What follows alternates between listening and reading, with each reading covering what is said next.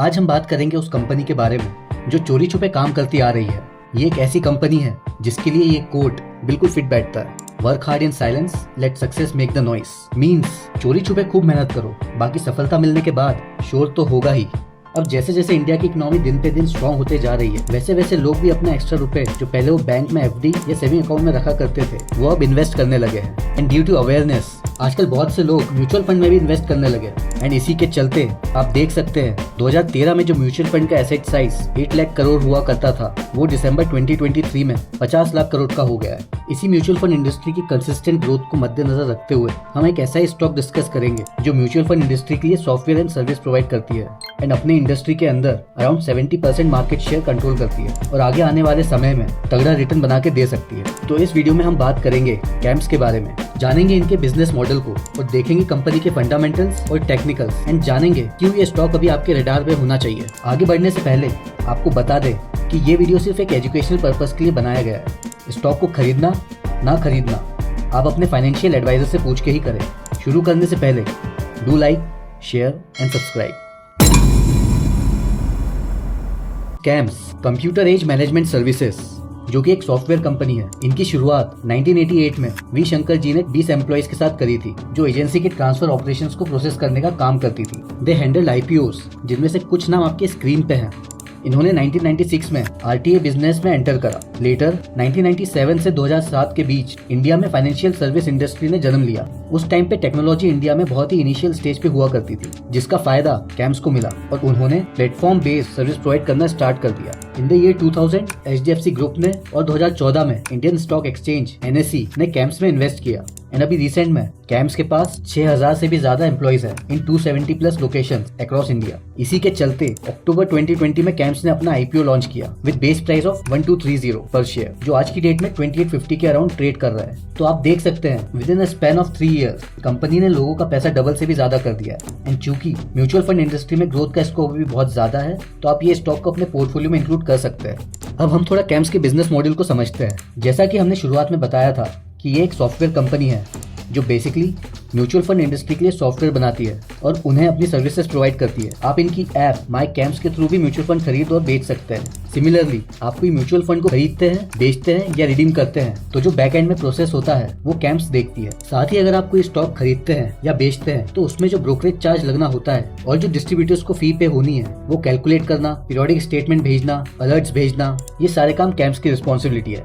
Camps देखा जाए तो एक आरटीए है ऑफ म्यूचुअल फंड्स। अब ये आरटीए होता क्या है एंड इसका काम क्या होता है, आइए समझते हैं आरटीए के बारे में। RTA stands for registrar and transfer agency. अगर हम कोई म्यूचुअल फंड खरीदते हैं, बेचते हैं, फंड स्विच करते हैं एंड इवन अगर हम अपने बैंक से अपना ईमेल एड्रेस चेंज करना हो या अपने घर का पता चेंज करना हो, ये सब देखा जाए तो एक ट्रांजेक्शन ही है। तो जो म्यूचुअल फंड हाउस होते हैं उन्हें ये सब ट्रांजैक्शन को मेंटेन करना होता है एंड वही एंट्री होती है आरटीए की, जो ये सब डेटा मैनेज करते हैं, रिपोर्ट जनरेट करते हैं, रिकॉर्ड मेंटेन करते हैं etcetera. Mostly mutual fund house ये सारे काम आउटसोर्स करना ही प्रेफर करते हैं, जो ये सारे रिक्वेस्ट को हैंडल कर सके on regular basis on behalf of mutual fund house, ताकि म्यूचुअल फंड हाउस अपने कोर स्ट्रेंथ पे फोकस कर सके। So CAMS is the biggest RTA, जो ये अपने सेगमेंट में 70% मार्केट शेयर कंट्रोल करता है एंड इनका 90% रेवेन्यू आरटीए बिजनेस से ही आता है। Camps insurance companies, banks, non banking companies and alternate investment funds के लिए फाइनेंशियल इंफ्रास्ट्रक्चर सर्विस भी प्रोवाइड करवाता है। अब आपको बता दें, आरटीए बिजनेस में पहले 4 बड़े प्लेयर हुआ करते थे, camps, KFintech, Franklin Templeton and Sundaram mutual fund, जिसमें से सुंदरम म्यूचुअल फंड ने अपना बिजनेस कार्वी को 2019 में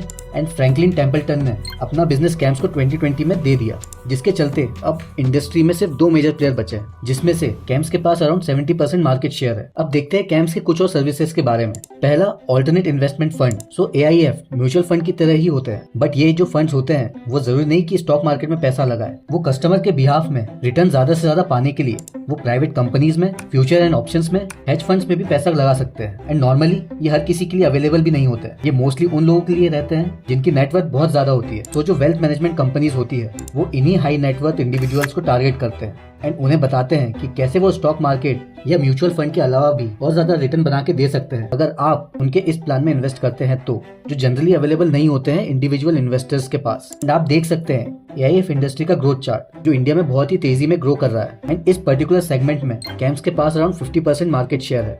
दूसरा, इंश्योरेंस रिपोजिटरी, ये लॉन्च 2013 में हुआ था। ये बेसिकली डेटाबेस मैनेज करता है इंश्योरेंस पॉलिसी का, जिसमें इनका काम इंश्योरेंस पॉलिसी को डिजिटलाइज करने का है, क्योंकि मेजॉरिटी लोग आज भी पॉलिसी हार्ड कॉपी में लेके चलते हैं। एंड ड्यू टू डिजिटलाइजेशन, जो पहले सब फिजिकल कॉपी रखा करते थे, वो अब फ्यूचर को देखते हुए ई पॉलिसी पे फोकस कर रहे हैं। इसमें कैम्स के पास 40% मार्केट शेयर है।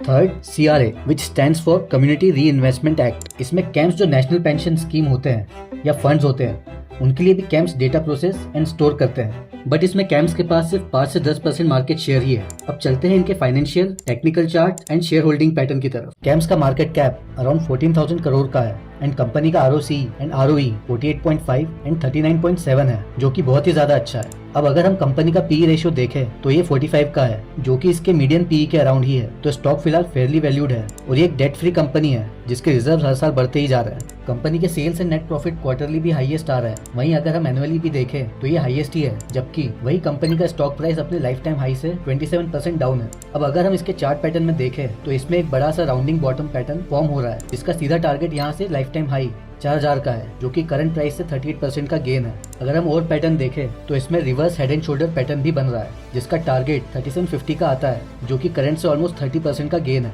एंड सिंस फंडामेंटली ये काफी स्ट्रॉन्ग स्टॉक है, तो ये 30% का गेन कभी भी आ सकता है। अब अगर हम शेयर होल्डिंग पैटर्न पे नजर डालें तो आप देख सकते हैं कि कंपनी के प्रमोटर ने हाल ही में अपना 20% का स्टेक सेल कर दिया है, पर ये स्टेक को मेजरली FII एंड DII ने ही बाय किया है। जैसा आप देख सकते हैं कि FII की होल्डिंग 38% से बढ़कर 47% हो गई है और DII की 16% से बढ़कर 23% हो गई है। एंड पब्लिक के पास इसमें सिर्फ 4% का स्टेक आया है। तो डेफिनेटली ये एक बहुत ही बढ़िया स्टॉक है, जो आपके रडार पे होना ही चाहिए। अगर आपको हमारा ये वीडियो पसंद आया हो तो हमारे बाकी के वीडियोस भी चेकआउट करें, जिसमें हमने इन डेप्थ एनालिसिस की है स्टॉक्स की बिना बात घुमाए, और जो अभी भी बहुत ही अट्रैक्टिव लेवल्स पे है।